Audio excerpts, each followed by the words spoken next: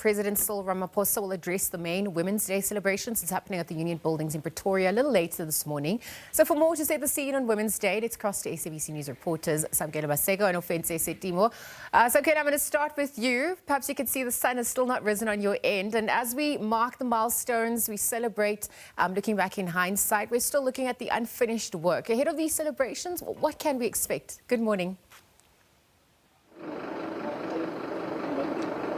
A very good morning to Liesl and to the viewers. Essentially what will transpire today is that President Ramaphosa will deliver the main address at this commemoration of the 70th anniversary of the 1956 Women's March, coming to the doorstep of the citadel of power at the Union Buildings against the past laws of yesteryear.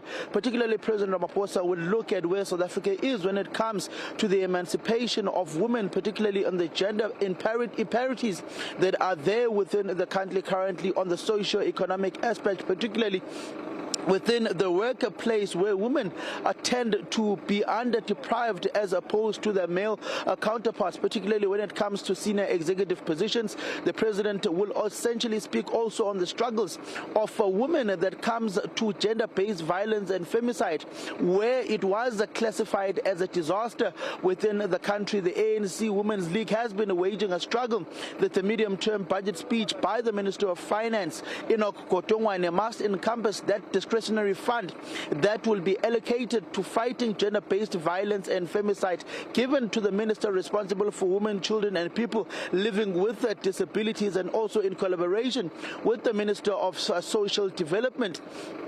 That would be Diana Pule, that would work extensively in alleviating the circumstances, the undesirable socio-economic circumstances and the gender-based violence that are muted against women and children within the we also anticipate that the president will extensively touch on how the face of poverty is an African black woman, particularly opening up the frontiers and the doors of economic activity to women, detailing how government has tried to transform the lives of ordinary women, particularly in the owners and captains of industry and owners of the means of production within the country, dating back from 1994, coming to where we are now in 2026, and essentially going up to the local government elections on the 4th of November, as women are the biggest voting demographic within the country.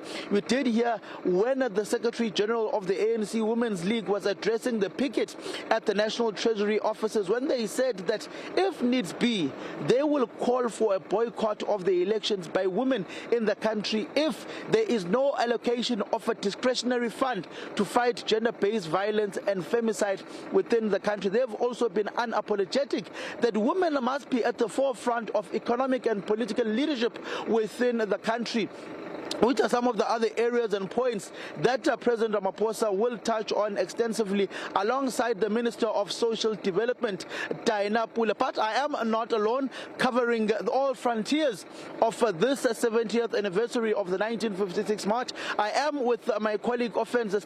Our colleagues Griselda Lewis and Sophie Mukwena will join us on at a later stage. Over to you, Ofentse, just to lay the land of where we are currently. There will be a march that will be led by women coming to the lawn of the Union Buildings just behind me here, where a marquee has been set up, where the president will engage and will deliver the main eulogy speech.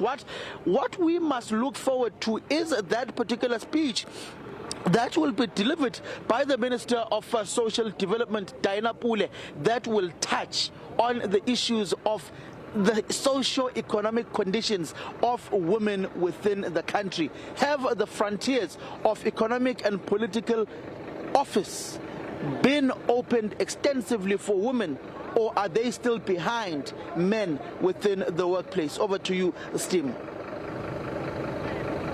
Well, thank you very much, Samkele. I can tell you that from where I am here on the side of the Union Buildings lawns, there is a hive of activity with law enforcement officers all over the corners of the Union Buildings and parts of Pretoria, actually making sure that, the event will go without any glitch. And if I can just get out of shot so that you can see what is actually happening behind me, there is a marquee where the main event will be taking place, where President Cyril Cyril Ramaphosa is actually going to give the keynote address. We know that in the past 2 years, the Women's Day celebrations moved away from the Union buildings. In fact, in 2024, they were in Pofadder in the Northern Cape, and in 2025, they were in Tzaneen in Limpopo. But we all know that the historic location of the Women's Day, the Women's March from 1946 was actually here at the Union buildings, where women were actually tired of the past laws that actually restricted their movements.